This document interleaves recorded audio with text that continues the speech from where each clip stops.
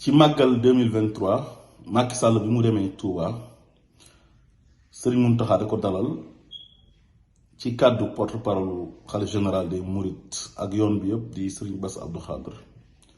tagg na fa Macky Sall tagg yoo xamante ni tagg yu rëy rëy la nee na ko li nga def Touba kenn mosu ko fee def ci wàllu assainissement bi donte 45 milliards la ñu wax te gisuñu ne am na njëriñ def naa ne 45 milliards soo ko defoon ci dëkk bu gën a mag Touba sax ndox waratu fa taa te gis nañ ne Touba am na ay forte pluie yoo xam ne daanu na fa te terewul inondation bi muy gën a métti beneen bi nee na ko nit ku baax nga nitu jàmm nga sa kanam dina rafet te sa ginnaaw dina rafet léegi li may njëkkee rek mooy ci xaalis bi mu koy taggee ne Macky Sall def na ko Touba fu mu ko manti def ci Sénégal c'est son devoir parce que xaalis bi moomu ko dañ ko fal pour mu defaral ñu maanaam ñun dañuy dajale suñu xaalis ñun ñëpp muy l'argent du contribuable di fay ay taxes di fay ay impôts soo jëndee saako ceeb boo jëndalee sa doom tàngal boo jëndee sac boo jëndee essence ñi nekk bitim réew bu ñu defee transfert d'argent dañuy fay loolu nag moo jëm ci benn caisse boo xam ne trésor public la jëm ñu ci defaral suñu dëkk di ci tabax ay hôpitaux yu baax di ci defar ay tali yu baax tabax ci ay écoles yu baax ku feebar mën a faju suñu doom mën a jàng-jàng bu baax ñu am ay tali yu baax yoo xam ne si lañuy dawal suñu ay oto am dund goo xam ne dund gu jaar yoon lay nekk maanaam dund gi du cher ku xiif lekk ku mar naan am ndox mu doy waaye loolu sax ñun gisuñ ko Sénégal daal ñu fa am jàmm mooy Macky Sall ak sëriñ si mu àndal ñu koy jàppale ku ci mel ni sëñ Bass Abdou Khadre ñoom daal ñoo nekk ci ay conditions yu bien léegi kon koo xam ne moom dañoo dajale suñu xaalis jox ko na ko am defaral ñu mu def Touba 45 milliards te 45 milliards yooyu feeñul ci Touba ci wàllu assainissement est-ce que kooku war nañ ko gërëm ci li mu def parce que du alalam nit ci alalam lay jël defal la nga ne ko waaw góor wala mu jël ci dooleem defal la nga ne ko waaw góor mais moom moo ñëw laaj ñu réew mi nañu jox leen ma réew mi ma defar ko ñu jox ko réew mi dajale suñu budget jox ko bu defaree waruñ ko sant waruñ ko gërëm parce que li mu war a def la def te sax dafa defarul te man li ma jaaxal ci ki ñuy tagg kooku waa ànd sàmm jikko yi def nañ fi benn pétition contre góor jigéen ñi ne nañ criminaliser góor jigéen au Sénégal yóbbul ko xulafaa yu nekk ci Sénégal yépp ñu signé ko yóbbul ko église bi ñu signé ko yóbbul ko kilifa aada yi ñu signé ko Macky Sall ak ay députéem taxaw bañ ne ñoom duñ ko signé ba pare nag dem oo ay imam di leen utiliser contre waa ànd sàmm jikko yi ñu légitimer ko ñàkk criminaliser góor jigéen boobu noonu ba pare ay députéem rejeter loi bi di saaga ànd sàmm jikko yi di leen xas te waa ànd sàmm jikko yi pétition bi biñ ko jotee xalif généraux yi yépp lañ ko yóbbul ñu signé ko te terewul Macky Sall loi liberticide yu mu bëgg a voté moom yi nga xam ne arrangé na ko moom jàllale na ko fi voté ko fi pour jiiñ nit ñi ay terroriste criminaliser fi viol criminaliser fi vol de bétail te loolu am na ci yoo xam ne ay loi wu boppam la pour ay règlement de compte personnel mais du pour intérêt Sénégal waaye léegi loo xam ne abomination la lu bon la nga nekk kilifa représenté diine ci kaw suuf nga santaane ko ci dëkk boo xamante ni 95% musulmans ñoo fa nekk chrétiens yi fa nekk ñoom it ànduñ ci ñi nga xam ne ay animistes lañ ànduñ ci nga nañ ko criminaliser kooku taxaw bañ na duma ko criminaliser naan ay acte contre nature ay loi yoo xam ne dafa obsolète léegi nag kooku ngay ñëw di ko tàgg naan ko yaa fi gën te loolu yàlla alag na ci dëkk waa Sadum fa ja'alna 'aliyaha safilaha wa amtarna 'alayhim hijaratan min sijil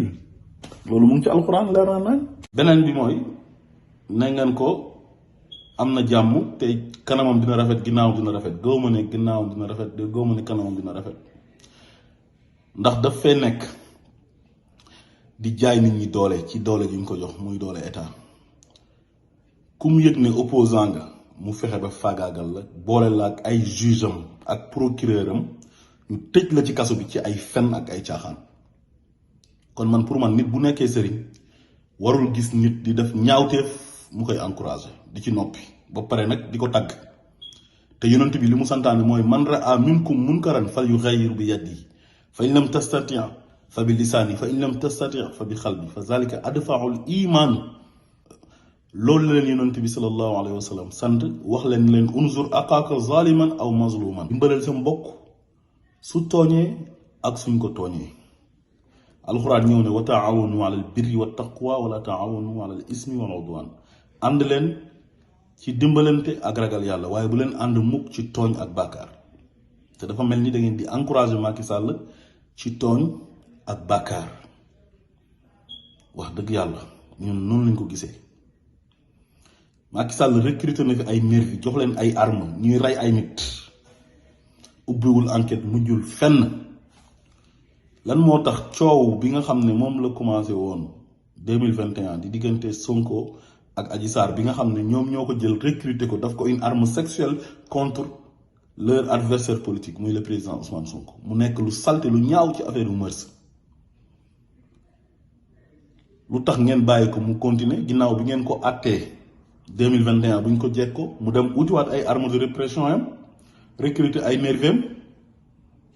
jël ay nervi dugal leen gendarmerie ñuy def lu leen neex ay nit di dee mu dem indiwaat dossier Mame Mbaye Niang diffamation te Mame Mbaye Niang dafa sàcc xaalisu Sénégal yi 29 milliards ñu ne moom la ñuy jox dëgg tax ñu rey ay nit génne police ñu barricade dëkk bi yépp ak ay gendarme di toj ay vitre otom di ko agressé moom président Ousmane Sonko di ko asperger ay liquide di barricade këram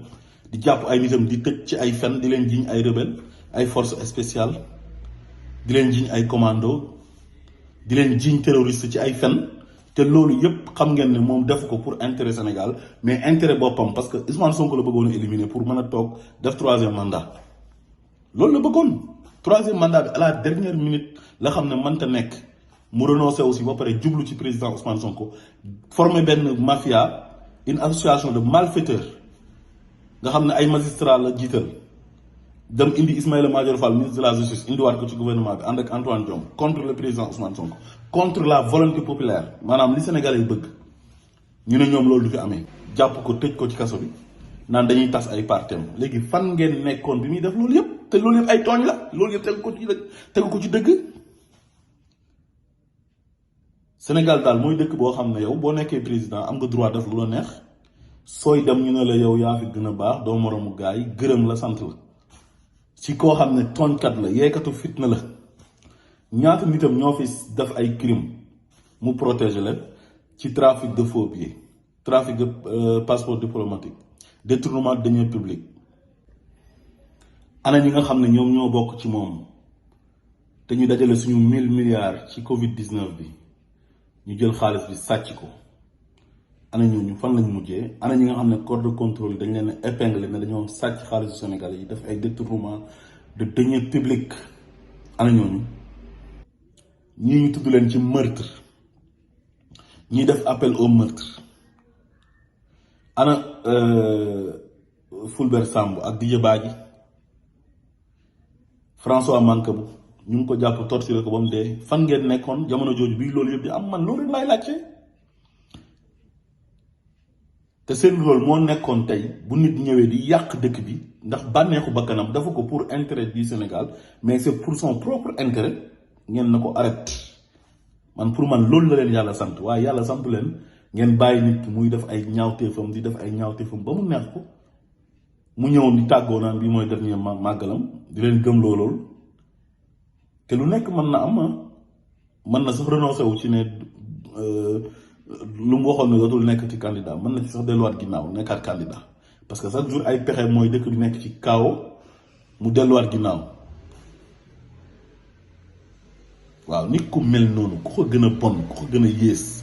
koo xam ne dafay taal dëkk bi nga xam ne moom lay jiite di provoquer luy taal dëkk bi tàkk ci yu ñàkk fayda ci loo xam ne mënoon nañ ko lijjanti ci weer loo xam ne mënoon na yem gendarmerie mu jël ñi nga xam ne ñoom ñoo commandité woon mbir mi mooy ñoom Mamour Diallo ak ñeneen ñi ci bokk ñëpp tey mu promouvoir leen jox leen ay poste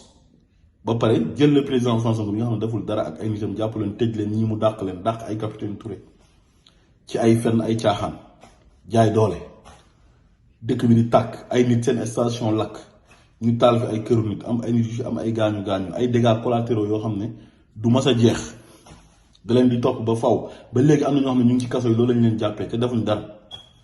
am ñoo xam ne ci ay manifestation lañ bokk ñu jàpp leen tëj leen bokk ci manifestation dafa aay xanaa nit boo bokkee ci manifestation sànni xeer wala nga taal pëna sax war nañ la mën a àtte flagrant délit bàyyi la nga dem après